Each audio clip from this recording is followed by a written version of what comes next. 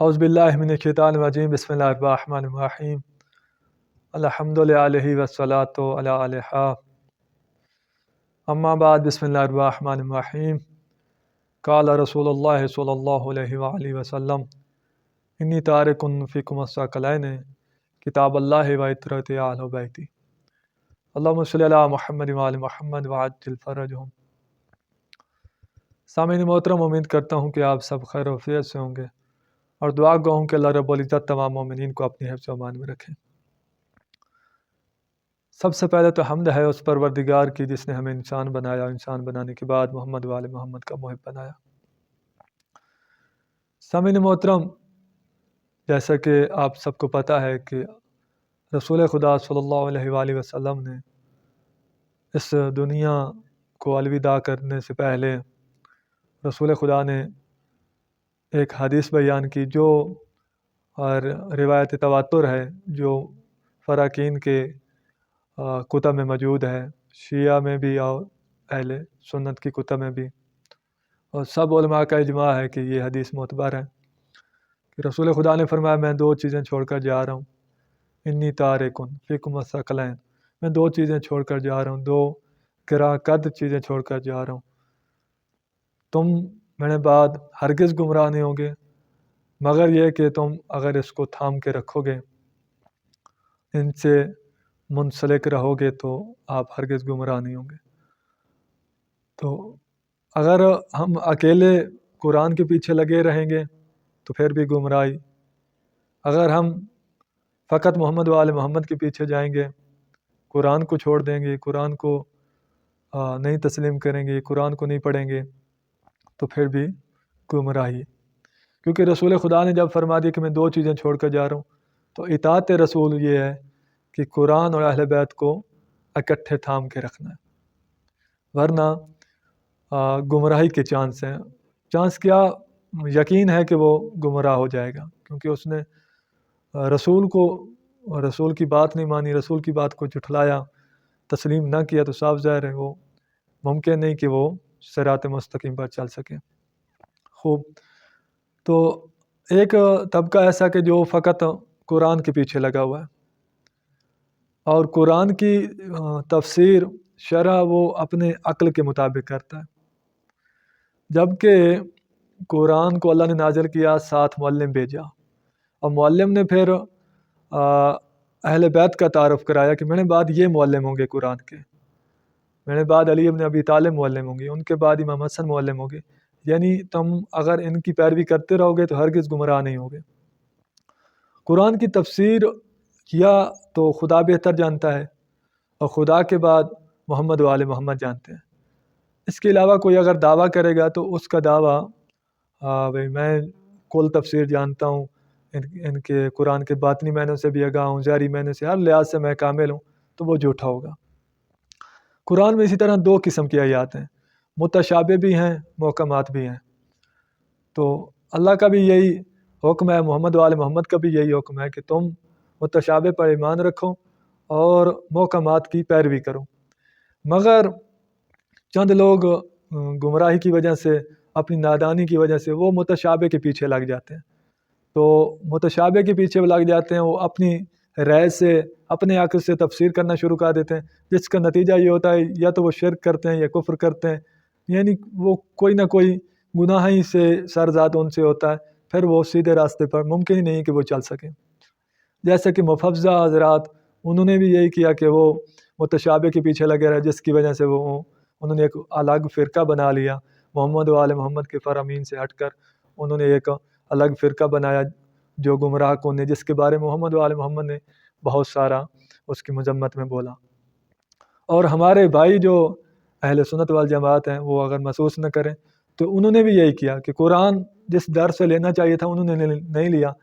تو انہوں نے اہل و غیروں سے لینے کی کوشش کی، تو اب ان کی حالت یہ ہے کہ وہ ان کی سب کتب میں،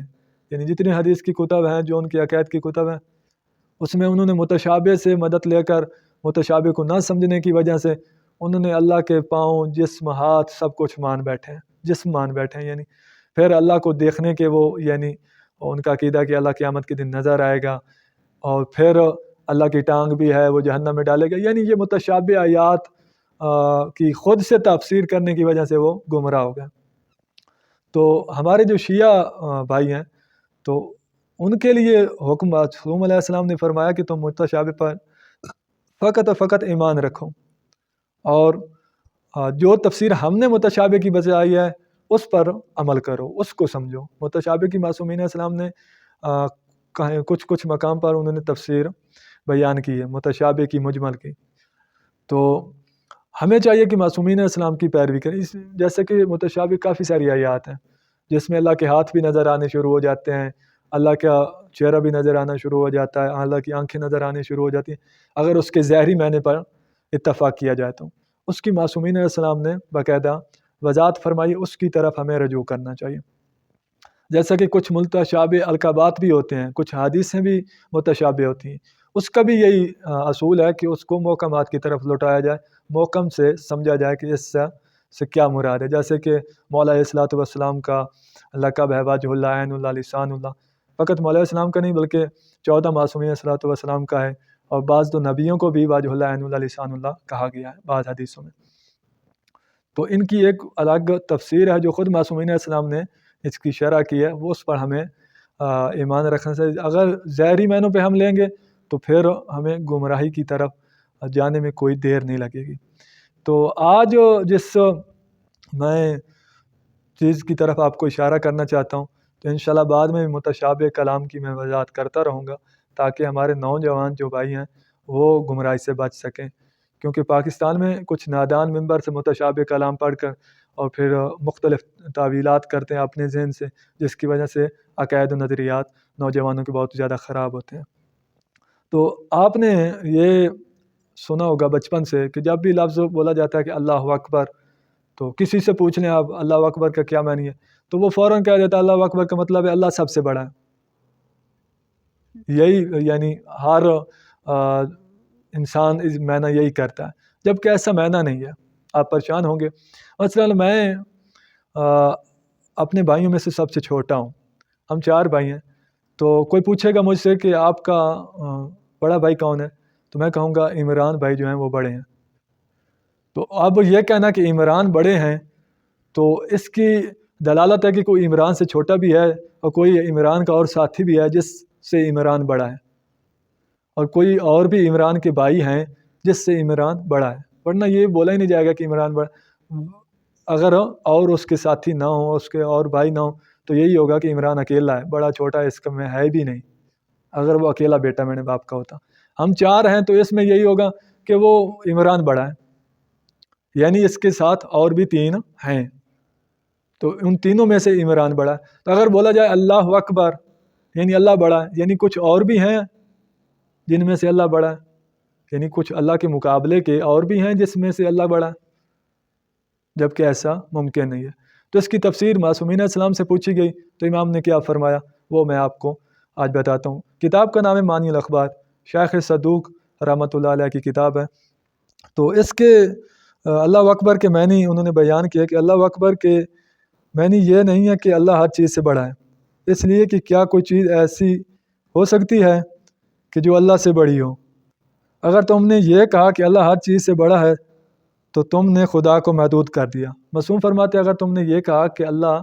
ہر چیز سے بڑا ہے تو تم نے خدا کو محدود کر دیا۔ یہ معصوم علیہ السلام نے اس کی وضاحت فرمائی۔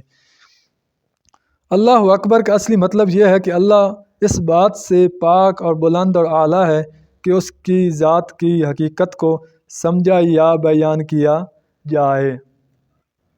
یعنی اللہ کی حقیقت کو بیان کیا جائے یا سمجھا جائے، اللہ اس سے بھی بلند اور بالا اور پاک و منزہ ہے۔ معصوم نے فرمایا اس کا یہ مطلب ہے، نہ کہ اس کا یہ مطلب ہے کہ اللہ سب سے بڑا ہے۔ معصوم نے فرمایا کہ یہ کہنا کہ اللہ سب سے بڑا ہے، یہ آپ نے گویا خدا کو محدود کر دیا۔ تو نہج البلاغہ مولا فرماتے ہیں جس نے اللہ کو محدود کر دیا گویا